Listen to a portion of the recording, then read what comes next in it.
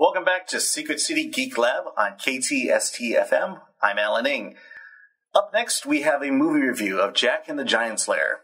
Jack and the Giant Slayer tells the story of an ancient war that is reignited when a young farmhand unwittingly opens a gateway between our world and a fearsome race of giants. Unleashed on the earth for the first time in centuries, the giants strive to reclaim the land they once lost, forcing the young man Jack, played by Nicholas Hoult, into battle for his life to stop them. This movie was recently reviewed by Melissa Kirkpatrick of Secret City Comic Society, and here's her report. This is Secret City Geek Lab. I'm Alan. I'm with Melissa. All right, Melissa saw the movie Jack and the Giant Slayer, so this is her review. Melissa, what did you think of the movie? I thought it was pretty good. Is that a tentative pretty good? Yeah, when I went in to see it, I thought that at first it was going to be awesome. Like, I don't know, I liked the previews and all that stuff, but I was just kind of, like, disappointed pretty early on. Why?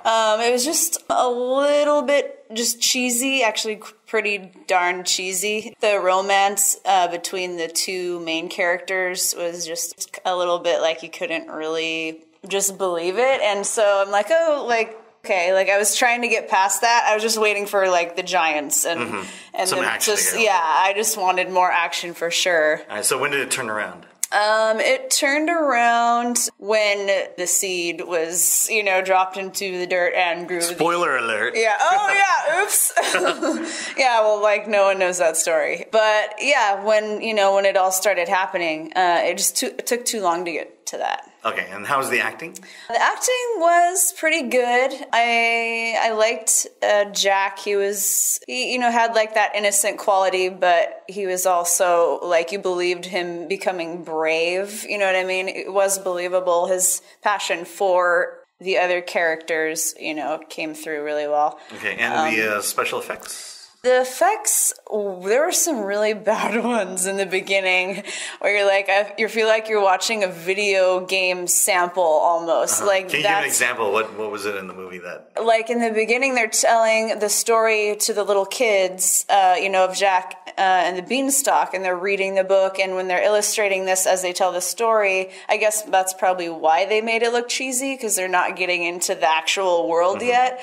But it was illustrated in an animated way, but the animation wasn't good. It was like I said, like something you would see someone make at whatever, like, I don't even know, DeVry or whatever college it is where they make video games. I was like, uh-oh. I was like, I hope the effects are not going to be like this, like the whole time. Okay, and then you said the movie really picked up at the back end of it. Yeah, it did. The giants looked awesome for sure, and their characters and their faces were, like just had a lot of human quality that just like really drew you into them. And, the general effects towards the end were cool. But I just say overall the script just didn't really like pull through the entire story. Just, I don't know, even with the effects, like it was okay. I was disappointed, but yeah, like I said before we started this, that Ewan McGregor was awesome. He was super cool, like for sure. He was the best part about it. Okay, and then if you were to recommend this, would you tell people to see it in the theaters, watch on video? I would definitely say wait to see this movie. Don't go to the theaters. Don't pay the full price to see it. I mean, it makes sense because it's big screen, giants on the big screen. That's cool, but yeah, the movie itself is not worth the price. Okay, so from a scale from 1 to 10, 10 being best, what would you rate Jack and the Giant Slayer? I would rate it a 6. All right, so this is Alan Ng and Melissa for Secret City Geek Lab and our Jack and the Giant Slayer movie review.